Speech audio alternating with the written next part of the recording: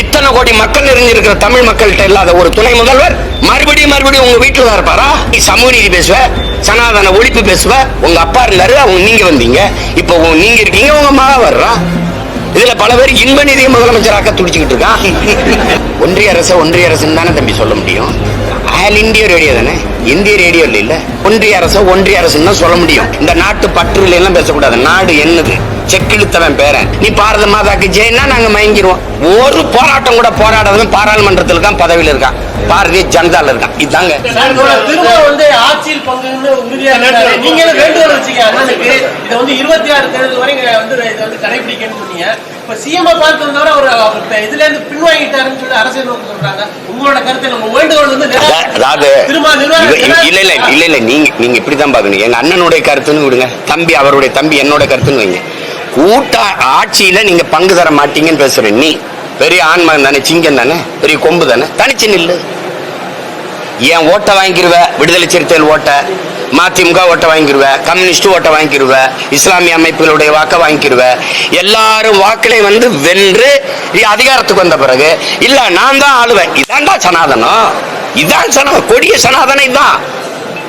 இதுதான் எல்லாருடைய வாக்கை, எல்லா மக்களுடைய வாக்கையும் பெற்று நானே என் குடும்பம் தான் அதிகாரத்தில் இருப்பேன், நான் நினைக்கிறதா ஆட்சி, என் கட்சி தான் ஆட்சி, ஒற்றை கட்சி ஆட்சி அப்படிங்கிறது தான் ஒற்றை கட்சி அதிகாரம்ங்கிறதா கொடிய சனாதனம். இதை விட எங்க சனாதனம் இருக்குது? இத்தனை கோடி மக்கள் நிறைஞ்சிருக்கிற தமிழ் மக்கள்கிட்ட இல்லாத ஒரு துணை முதல்வர் மறுபடியும் உங்க வீட்டுல தான் இருப்பாரா? சொல்லுங்க. எங்கள ஒருத்தன் கூட வாடா டிப்டி சீஃப் மினிஸ்டர் தகுதியெல்லாம் போச்சு இந்த நாட்டில். நீ சமூக நீதி பேசுவ, சனாதன ஒழிப்பு பேசுவ. கொடிய சனாதனம் இதுதான். உங்க அப்பா இருந்தாரு, அவங்க நீங்க வந்தீங்க. இப்போ நீங்க இருக்கீங்க, உங்க மகா வர்றா. இதுல பல பேர் இன்ப நிதியை முதலமைச்சராக்க துடிச்சுக்கிட்டு இருக்கான். எங்களை கொத்தடிமைன்னு கூட சொல்லுங்க அப்படிங்கிறான். அவருக்கு விருது அவருக்குலாம். தம்பி உதயநிதி பசி பார்த்திருக்காரா? மாற்று உடை இல்லாம ஒரே உடை ஒரு வாரம் போட்டு பள்ளிக்கூடம் போயிருக்காரா? நாங்க போயிருக்கோம்ல. பயிற்சி கிடந்திருக்கீங்களா? சொல்லுங்க, பயிற்சி கிடந்திருக்கீங்களா? வெறும் கூழை குடிச்சிட்டு பள்ளிக்கூடம் போயிருக்கீங்களா? நீங்க பாத்திருக்கீங்களா? கூழ் எப்படி இருக்குன்னா பாத்திருக்கீங்களா? பழைய சோறு சாப்பிட்டுருக்கீங்களா? நீங்க இன்னைக்கு ஹெல்த்தி ஃபுட்டுங்கிறான், எல்லா பேரும் சாப்பிட்டுருக்கீங்க, அது வேற.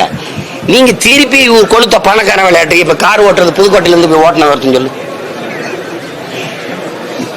ஓட விடு, எங்க அக்கா ஓட விடு, என் தங்கச்சி ஓட விடு. நீ இன்னைக்கு மாற்றுத்திறனாளிதான் இவ்வளவு பெரிய நாட்டின் மானத்தை காப்பாற்ற வேண்டியது இருக்கு. அவனாவது 45 தங்க பதக்கத்தை வென்று வரான்.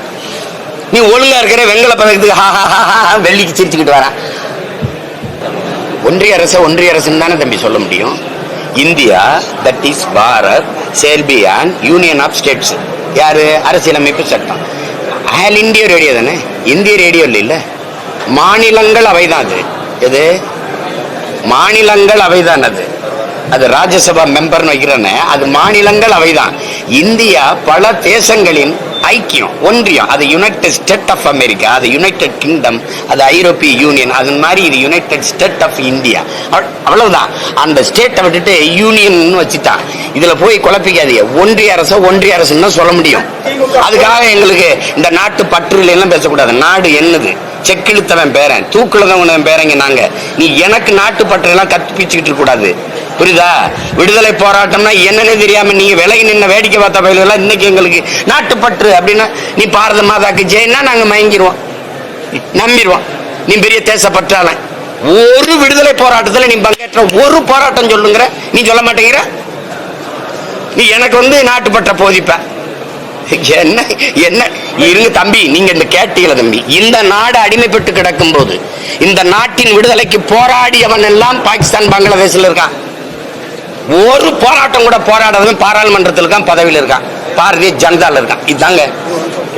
இதான் போராட்ட வரலாறு. சந்தேகம் இருக்கா? இல்ல தெளிவாயிட்டே